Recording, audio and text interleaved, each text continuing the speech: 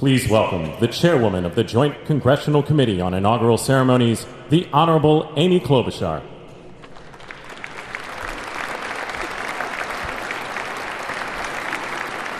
Good morning, everyone. Welcome to the 60th presidential inauguration. Today, President-elect Trump and Vice President-elect Vance will take their oaths of office, and we will witness the peaceful transfer of power at the heart of our democracy.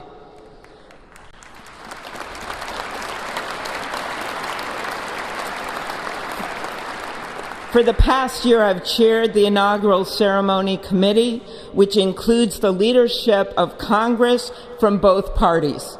We thank the committee and Capitol staff and law enforcement who worked so hard over the last year, and especially the last 3 days. You've done a beautiful job, and you have shown grace under pressure.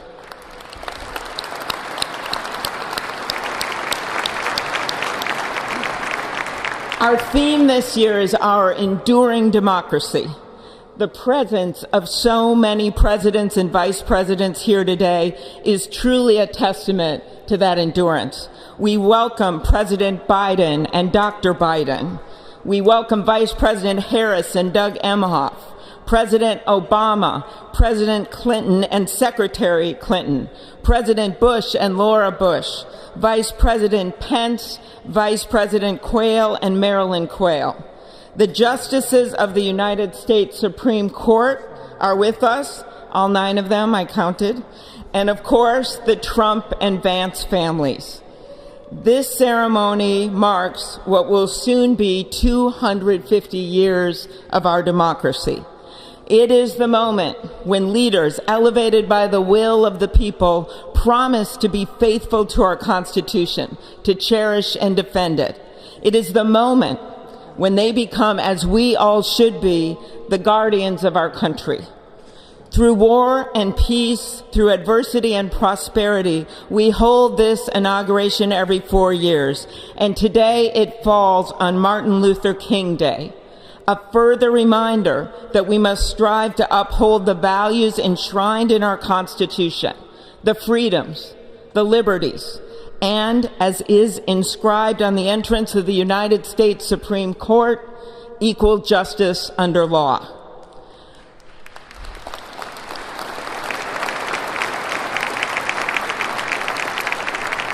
But what makes this moment more than a passing ceremony is all who are watching it across the country, the people of this nation, the ordinary people doing extraordinary things. President Kennedy, who at one point worked as a senator in this building and would often walk through this very rotunda, once said, "In a democracy, every citizen, regardless of interest in politics, holds office. Every one of us is in a position of responsibility." With that responsibility of citizenship comes an obligation not to seek out malice, as President Lincoln once reminded us, but to view others with a generosity of spirit despite our differences.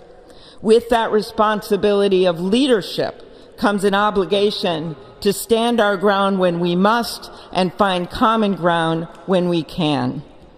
With everything swirling around us, the hot mess of division, it is on all of us, to quote an incredible songwriter who just happened to be born in my state, to ensure that our nation's democracy is our shelter from the storm. There's a reason this ceremony takes place at the Capitol. In other countries, it might be in a presidential palace or a gilded executive office building. Here it is traditionally held at the Capitol, the People's House. It is a fitting reminder of the system of checks and balances that is the very foundation of our government, 3 equal branches of government. That is how, for nearly 250 years, our great American experiment, grounded in the rule of law, has endured. So, as we inaugurate a new president and vice president, let us remember that the power of those in this room comes from the people. the construction workers who build our country, the teachers and healthcare workers who nurture us, the troops defending our freedoms, and yes, the firefighters in Los Angeles putting themselves on the line for us.